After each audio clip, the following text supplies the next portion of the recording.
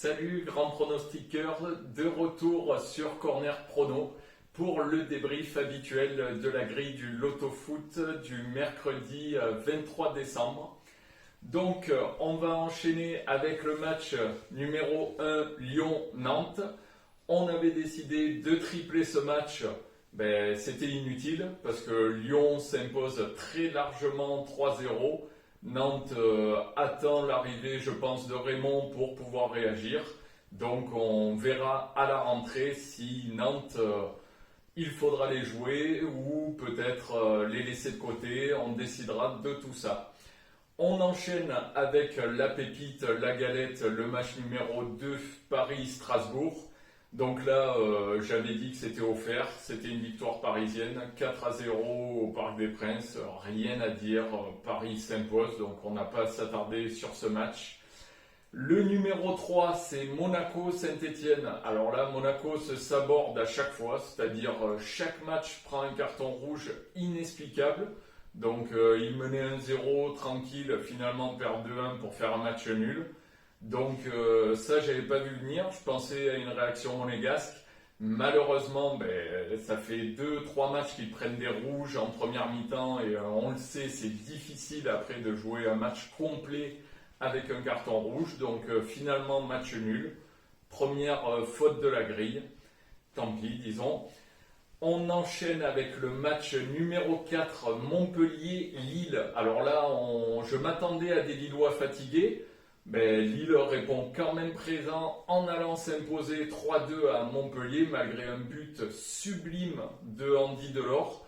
Mais bon, Lille finit la saison comme il a commencé, vraiment exceptionnel. 2 défaites, toutes compétitions confondues, je crois, contre Glasgow et une en championnat contre Metz. Donc vraiment Lille extraordinaire, s'impose. On avait triplé le match, donc celui-là on l'a bon. On passe au match numéro 5, alors là c'est Angers-Marseille. Alors des Marseillais qui sont restés sur le vieux port je pense, parce que Angers s'impose 2-1, Marseille ça rate un péno. Un Valère Germain on le sait qui est pas extraordinaire, mais alors là il est complètement resté dans son lit, on l'a pas vu du match. Donc Angers s'impose, c'était la surprise, on ne pouvait pas le savoir, on le sait, il y a des pépites, celle-là en était une. On passe à côté de cette surprise. Après, match numéro 6, alors là, Nice-Lorient, ça doit être un défaut de la Côte d'Azur, c'est pareil. Nice mène 2-0, prend un carton rouge, un péno, ça fait 2-2. J'ai envie de dire que ça finit la saison en roue libre du côté niçois. Donc là, rien à dire, pareil, match nul, on l'a pas vu venir. Après match numéro 7, alors là, Rennes-Metz, je m'attendais à une victoire un peu plus large des Rennais. Ils s'imposent 1-0, c'est ce qu'on attendait d'eux, ça enchaîne les victoires. Donc Rennes s'impose, on avait mis Rennes en simple, c'est pareil, on l'assure. Alors là, match numéro 8, Bordeaux-Reims, j'ai envie de dire un peu ma fierté, parce que je t'avais annoncé une victoire rémoise en terre girondine, elle était difficile à saisir. Il s'impose 3-1, relax, donc je trouve ce match quand même, il fallait aller le chercher, parce que quand on regarde par exemple sur un cote et match, Reims était à 3,95 de cote, avec une répartition sur Pronosoft qui était aux alentours des 20%. Donc c'était une petite pépite, on la trouve, on est content. Match numéro 9, alors là Nîmes-Dijon c'est pareil, alors quand je décide de doubler je mets Nîmes ou nul, Dijon s'impose. Alors là Nîmes j'ai envie de dire c'est le Titanic, ça touche le fond quoi, c'est le dernier de la Ligue 1, c'est inexplicable quoi. Disons que si début janvier les supporters reviennent, on pourra espérer peut-être de replacer Nîmes avec des victoires, mais là pour le moment on ne peut pas leur faire confiance.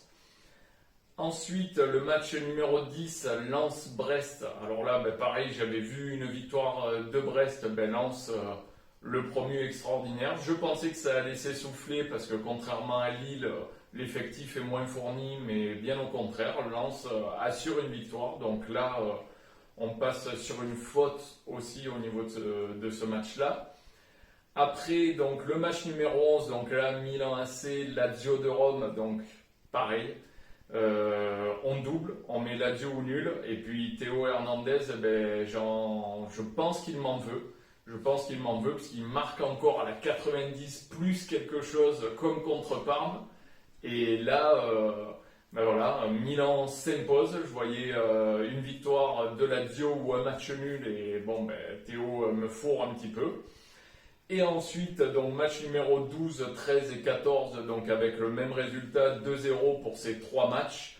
Victoire du Real, on l'avait dit, Zizou, ça assure pour la fin de saison, ça passe un Noël tranquille. Manchester, rien à dire, 2-0 à Everton, donc Everton, attention à attendre une réaction au mois de janvier. Et Porto, Porto, ça gagne contre Benfica, pas de problème non plus.